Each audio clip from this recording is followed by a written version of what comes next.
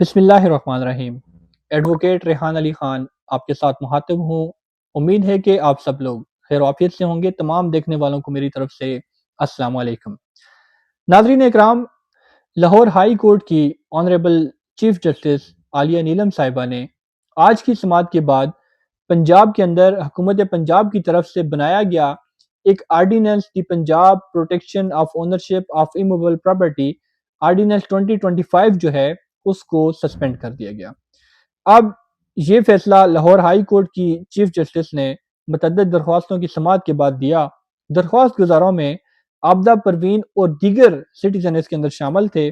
عدالت نے نہ صرف آرڈیننس معطل کیا بلکہ اس کے اوپر عمل درآمد بھی جو ہے وہ روک دیا، اور وہ تمام فیصلہ جات جو اس آرڈیننس کے تحت کیے گئے ان کو بھی ریورس کیا گیا۔ جو قبضہ ڈیلیور کیا گیا تھا وہ قبضہ بھی واپس کرنے کا حکم صادر فرمایا۔ اور اسی کے ساتھ 45 کے لگ بھگ وہاں پر پیٹیشنز تھیں جن کے اوپر اعتراضات دور کر کے ایک فل بینچ بنانے کی سفارش بھی جو ہے وہ کر دی گئی ہے۔ چیف جسٹس عالیہ نیلم صاحبہ نے اس معاملے کی سنگینی کو دیکھتے ہوئے یہ بھی کہا کہ اس کیس کو فل بینچ کے سامنے جانا چاہیے تاکہ اس کے آئینی، قانونی اور شہری حقوق پر تمام پہلوؤں کا جائزہ لیا جا سکے۔ چیف سیکرٹری کو لاسٹ ہیئرنگ چونکہ ہوئی تھی اس کے اوپر ایڈوکیٹ جنرل پنجاب اور اسی کے ساتھ چیف سیکرٹری پنجاب کو بھی طلب کر رکھا تھا، لیکن آج چونکہ سماعت تھی ایڈوکیٹ جنرل نہیں پیش ہوئے۔ اسی کے ساتھ chief secretary government of Punjab وہاں پر اپیئر ہوئے۔ یہاں ایک غیر معمولی بات یہ تھی کہ چیف سیکرٹری کو جو ہے وہ ذاتی حیثیت میں وہاں پر طلب کر رکھا تھا۔ عدالت اس بات سے سخت نالاں نظر آئی کہ ایک ایسا قانون جو شہریوں کی ملکیت، عدالتی نظام اور آئینی حقوق کو متاثر کرتا ہے وہ کس سوچ کے تحت بنایا گیا۔ یہ وہاں پر آج کی سماعت کے کچھ حال احوال ہیں۔ چیف جسٹس کے ریمارکس۔ چیف جسٹس عالیہ نیلم کے ریمارکس پاکستان کی عدالتی تاریخ میں بہت اہم حیثیت رکھتے ہیں۔ انہوں نے سوال اٹھایا، اگر جاتی امراء کے خلاف درخواست آ جائے تو کیا ڈپٹی کمشنر اس کے خلاف بھی فیصلہ دے گا؟ یہ جملہ دراصل اختیارات کے غلط استعمال اور انتظامیہ کی جانبداری پر ایک گہرا سوال ہے۔ ایڈوکیٹ جنرل کی غیر حاضری پر وہاں پر بات ہوئی۔ عدالت نے ایڈوکیٹ جنرل پنجاب کی عدم موجودگی پر بھی سخت برہمی کا اظہار کیا۔ جب سرکاری وکیل نے بتایا کہ ایڈوکیٹ جنرل بیمار ہیں تو چیف جسٹس صاحبہ نے فرمایا، میں خود بیمار ہوں، ڈاکٹروں نے بیڈ ریسٹ کا کہا ہے، لیکن میں آج بھی عدالت کے اندر موجود ہوں۔ یہ الفاظ عدالت کی سنجیدگی اور ذمہ داری کا واضح ثبوت ہے۔ بنیادی قانونی سوال اب آتے ہیں اس کے اوپر۔ ایک بنیادی قانونی سوال اٹھایا، اگر کسی جائیداد کا جو معاملہ ہے، جو کیس ہے، وہ سول کورٹس کے اندر پینڈنگ ہے تو ایک ریونیو آفیسر کس اختیار کے تحت جو ہے وہ قبضہ واپس دلوا سکتا ہے؟ ناظرین، یہ سوال پاکستان کے سول عدالتی نظام کی جڑ پر وار ہے۔ اب یہ آرڈیننس جب بنتا ہے یہ تمام قوانین کو جو ہے وہ اوور رائڈ کر رہا تھا۔ اوور رائڈنگ افیکٹ اس کا تھا، وہ اس لیے تھا کہ اگر کوئی معاملہ کسی کورٹ کے اندر پینڈنگ ہے تو یہ ڈی آر سی اتنی باختیار تھی کہ اس معاملے کو بھی وہ سننے کا اختیار رکھتی تھی۔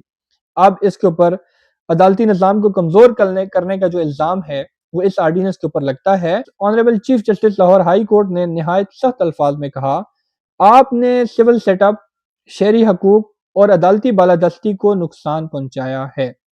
یہاں عدالت واضح کر رہی ہے یہ آرڈیننس سپریشن آف پاور کے اصولوں کے خلاف ہے۔ Honourable chief justice Lahore high court نے ایک اور مثال دی، اگر ڈی سی آپ کے گھر کا قبضہ کسی اور کو دے دے تو آپ کے پاس کوئی اپیل کا حق بھی نہیں ہوگا۔ یہ جملہ ہر پاکستانی کے لیے خطرے کی گھنٹی ہے، ہر پنجاب کے سٹیزن کے لیے خطرے کی گھنٹی ہے۔ جعلی دستاویزات کا خدشہ، یہ پوائنٹ بھی وہاں پر ریز ہوا۔ عدالت نے یہ سوال بھی اٹھایا، کیا اس قانون کے تحت جعلی کاغذات، جعلی رجسٹریاں اور جعلی دستاویزات نہیں بن سکتی؟ ناظرین، پاکستان میں جعلی پراپرٹی کیسز پہلے ہی ایک بڑا مسئلہ ہے اور یہ قانون اس سے مسئلے کو مزید بڑھا سکتا ہے۔ اب کوئی بھی بندہ کسی بھی پراپرٹی کی جعلی رجسٹری بنا کر چلا جائے، کسی بھی پراپرٹی کے جعلی ڈاکومنٹ بنا کر چلا جائے، کیا وہ بندہ، جس بندے کی ایسی پراپرٹی ہے جس کے ساتھ یہ جعل سازی ہو جاتی ہے، کیا یہ ڈپٹی کمشنر یا اسسٹنٹ کمشنر ایک منٹ بھی نہیں لگائیں گے، اس کا قبضہ جو ہے وہ دوسری پارٹی کو دے دیں گے کہ ان کے پاس رجسٹری موجود ہے، ان کے پاس کاغذ موجود ہے۔ اسی کے ساتھ یہ آرڈیننس بظاہر آرٹیکل 10A جو فیئر ٹرائل کے جو رائٹ ہوتا ہے، اور آرٹیکل 24 اینڈ 23 پراپرٹی رائٹس جو ہے اس کے جو ہے وہ اگینسٹ ہے۔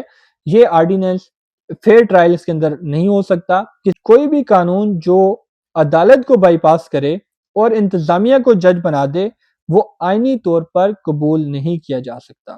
تو اسی کے ساتھ میرے پاس بھی کچھ ایسے کلائنٹس نے میرے ساتھ کانٹیکٹ کیا ہے، وہ یہ بتا رہے ہیں کہ ایک پراپرٹی کا کیس جو ہے لوور کورٹ سے ان کی فیور میں ہوا، اب وہ ڈسٹرکٹ کورٹ کے اندر جو ہے اپیل سٹیج کے اوپر موجود ہے، اور جب ڈپٹی کمشنر کے خلاف جب ڈپٹی کمشنر کے پاس ایک پارٹی اپلیکیشن لے کے جاتی ہے اور ڈپٹی کمشنر صاحب پٹواری کو آرڈر کر دیتے ہیں کہ جی موقع ملاحظہ کرے اور قبضہ جو ہے وہ کاغذات کرائے۔ ارریگولیرٹیز بہت زیادہ ہیں، جہاں پر کسی کو فائدہ ہوتا ہے وہیں پر کئی لوگوں کا نقصان بھی ہوتا ہے۔ اس کے اندر کئی سارے لوگ اپنی جائز پراپرٹی سے ہاتھ بھی دھو بیٹھتے ہیں۔ اب ڈپٹی کمشنر یا اسسٹنٹ کمشنر یا پٹواری کتنا زیادہ جو ہے وہ غیر جانبدار ہو کر چلیں گے؟ کیا اس کے اندر کوئی ایسا مطلب کہ سفارشی نظام نہیں چل سکتا؟ کیا کوئی سفارش کے اوپر کسی سے قبضہ نہیں چھڑا سکتا؟ ہم مانتے ہیں کہ پنجاب کے اندر بہت زیادہ مسئلے مسائل ہیں، لوگوں کی جائز پراپرٹی کے اوپر انلیگل قابض بیٹھے ہوئے ہیں۔ کئی ایسے لوگ ہیں جو اوورسیز پاکستانی ہیں، یہاں پیچھے ان کی پراپرٹیز ہیں، تو وہ قابض ہو کر بیٹھ جاتے ہیں۔ یہ لا ایک طرف سے ٹھیک تھا، اس لا کا فائدہ بھی بہت تھا۔ کئی ایسی اگریو پارٹی ہیں جن کی پراپرٹی کے اوپر واقعی جینوینلی قبضہ ہوا ہے، لیکن ان کی پراپرٹی کے اوپر کوئی اور قابض ہو کر بیٹھا ہوا ہے۔ ایک طرح سے یہ لا ٹھیک تھا، لیکن جب یہ لا بنا تو اس کے اندر ڈائریکٹلی جو کورٹ سسٹم ہے، عدالتی نظام کو چیلنج کیا گیا۔ عدالتی سسٹم کے ساتھ جو کنفلکٹ کر رہا تھا، ڈائریکٹلی جو ایک معاملہ کورٹ کے اندر پینڈنگ ہے، تو کس کیپیسٹی کے اندر اب جب یہ معاملہ ایک چلا لاہور ہائی کورٹ میں فیصل آباد کی ایک شہری کی درخواست کے اوپر، تو اس کے اوپر بھی chief justice Lahore high court نے یہ ریمارکس دیے کہ سپریم کورٹ آف پاکستان کے اندر ایک معاملہ پینڈنگ ہے اور اسسٹنٹ کمشنر اور ڈپٹی کمشنر جو ہے وہ اس کیس کو جو ہے وہ سن رہے ہیں۔ اب یہ عدالتی نظام کی بالادستی کو چیلنج کر رہا تھا یہ آرڈیننس، یہ ایک کنفلکٹ تھا۔ اب اس آرڈیننس کے اندر جو خامیاں ہیں، جو چیزیں ہیں، ان کو دور کیا جائے اور ایک proper according to law, according to constitution of Pakistan, ان تمام چیزوں کو جو ہے ایک اچھے طریقے سے جو ہے وہ سامنے لے کے آیا جائے، تاکہ عدالتی نظام کے ساتھ کوئی کنفلکٹ بھی نہ ہو۔ عدالتیں اپنا کام کریں، اسسٹنٹ کمشنر، ڈپٹی کمشنر یا وٹس ایور وہ اپنا کام کریں۔ سپریشن آف پاور جو ہے وہ ہونا چاہیے، ہر بندے اپنی ڈومین میں رہ کر کام کرے گا تو یہ نظام چلے گا۔ اب انتظامیہ کا کام جو ہے امپلیمنٹ کروانا، نہ کہ فیصلے کروانا۔ اگر کورٹ کوئی فیصلہ کر دیتی ہے تو ظاہر ہے کہ وہ انتظامیہ اس کے اوپر امپلیمنٹ کروائے گی۔ اب انتظامیہ ہی کورٹ کے معاملات لے کر بیٹھ جائے تو پھر کیا ہوگا؟ یہ تمام تر چیزیں سامنے آئی ہیں۔